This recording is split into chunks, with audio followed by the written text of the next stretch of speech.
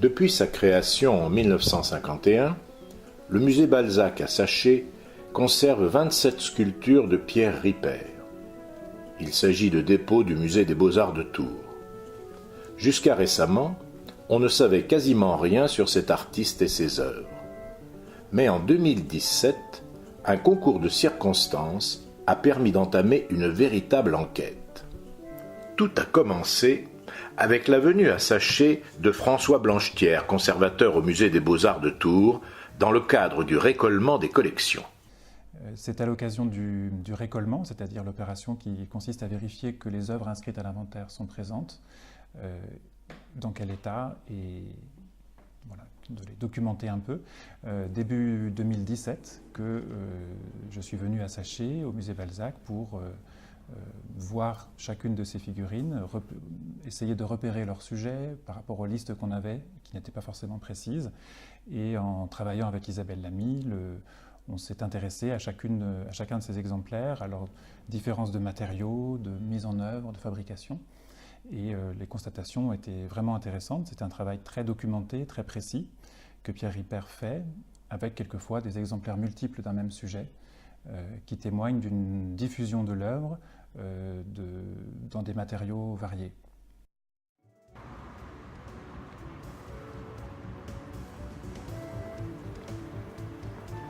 Le musée des Beaux-Arts de Tours conserve dans son fonds documentaire une lettre que Pierre Ripert a adressée en décembre 1935 au conservateur de l'époque, Horace Aignan. Cher monsieur, voici de nombreux mois écoulés depuis notre dernière exposition.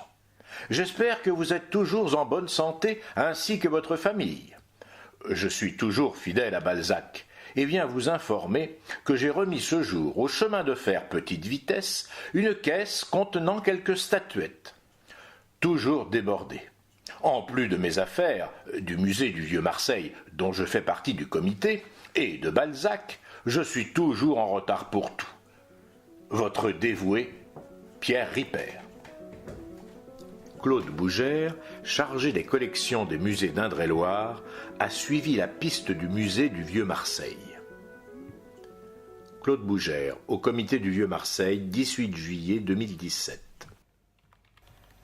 Bonjour, je recherche des informations sur Pierre Ripert, sculpteur de figurines en plâtre et terre cuite représentant des personnages de la comédie humaine de Balzac. Notre musée Balzac à Saché en possède plusieurs et nous ne savons pas grand-chose sur cet artiste qui s'est apparemment occupé de musées à Marseille vers 1935. En vous remerciant vivement de l'attention que vous porterez à cette demande, bien cordialement, Claude Bougère. Réponse de Régis Bertrand, historien, à Claude Bougère, 19 juillet 2017. Madame, votre message est une surprise pour moi. J'ignorais cet aspect de l'œuvre de Pierre Ripert. Le Ripert marseillais, qui s'appelait Pierre, et que je connais, était pharmacien, héritier des établissements Silbert et Ripert, importants fabricants de médicaments à Marseille, qui n'existent plus. Il a produit une œuvre très intéressante d'historien de l'art. Il est identifié comme le biographe de Monticelli. Il accumula sur ce dernier, que son père avait bien connu, une documentation transmise à André Allozen, autre historien de l'art, lequel, après avoir publié la biographie commencée par Ripert, a donné l'ensemble aux archives départementales des Bouches-du-Rhône. Je ne sais si ce fonds contient des documents sur Ripert. Vous pouvez consulter de ma part Olivier Gors, conservateur. Réponse d'Olivier Gors à Claude Bougère, 25 juillet 2017. Chers collègues, j'en connais bien moins que Régis Bertrand sur ce fameux Ripert, qui pour moi est un des deux noms du fonds 31E Ripert à Lausanne. Vous trouverez en pièce jointe l'inventaire de ce fonds et un article nécrologique de la code 31 F1. Mais il n'est aucunement fait allusion à son talent de statuaire. Sinon, nous avons sa déclaration de succession, mais aucune mention d'œuvre d'art, uniquement l'argent, les actions et les propriétés. Il a désigné comme héritiers ses 10 neveux et nièces, chacun pour 1/10 de ses biens. À ce moment précis, l'une de ses petites nièces contacte par un heureux hasard le musée Balzac. Eh bien, c'est tout à fait par hasard, en vidant la maison de famille, que nous avons trouvé ces statues dans un placard, empoussiérées depuis des années et qui n'avaient pas vu le jour depuis pas mal de temps.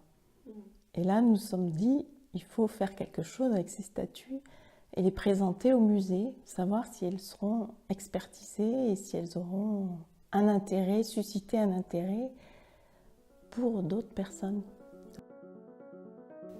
En octobre 2017, Laurence Mazoyer, sa sœur et ses 2 frères décident de donner au musée Balzac 16 sculptures et un fonds d'archives de Pierre Ripert qui va faire l'objet d'une étude minutieuse.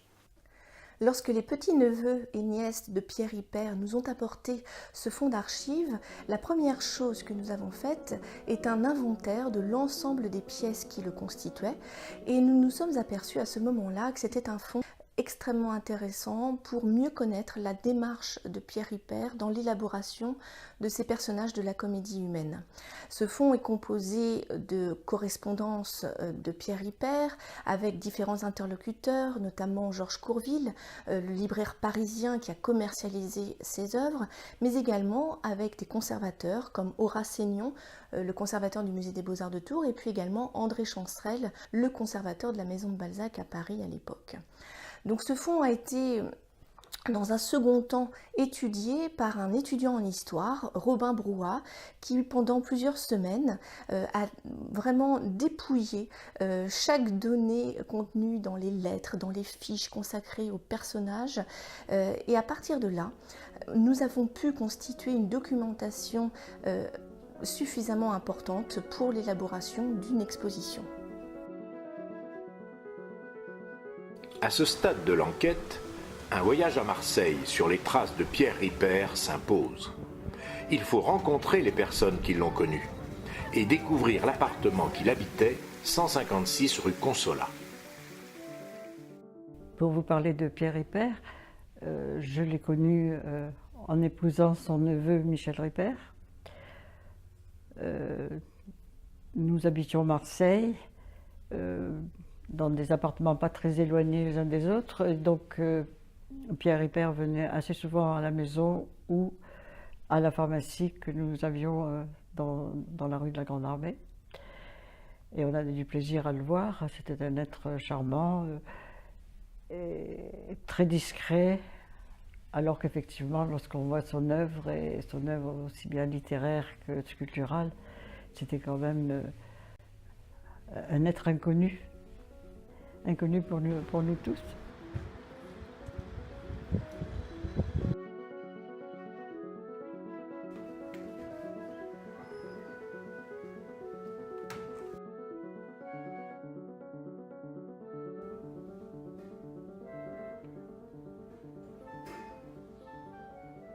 Donc quand nous sommes arrivés dans l'appartement, il était quand même très mal entretenu. Il y avait de gros travaux de restauration à faire, donc on s'est efforcé à conserver au maximum tout ce qui était d'origine, même si ce n'était pas forcément dans nos goûts, mais on s'est vraiment efforcé à respecter tout ce qui pouvait exister dans cet appartement. Donc il y a eu un gros travail de restauration sur les plafonds à caissons et également sur les vitraux qui, même si on n'a pas pu les réutiliser entièrement sur les ouvertures qui donnent sur l'extérieur, on a essayé de les restaurer au mieux, de composer avec ce qui pouvait rester et de le remettre en valeur à l'intérieur même de l'appartement.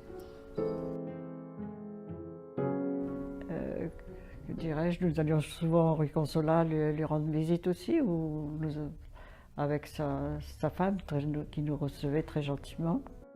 Et dans un appartement en rez-de-chaussée, donc pas très lumineux, éclairé par des vitraux de plus, mais imprégné de magnifiques tableaux, de magnifiques faïences.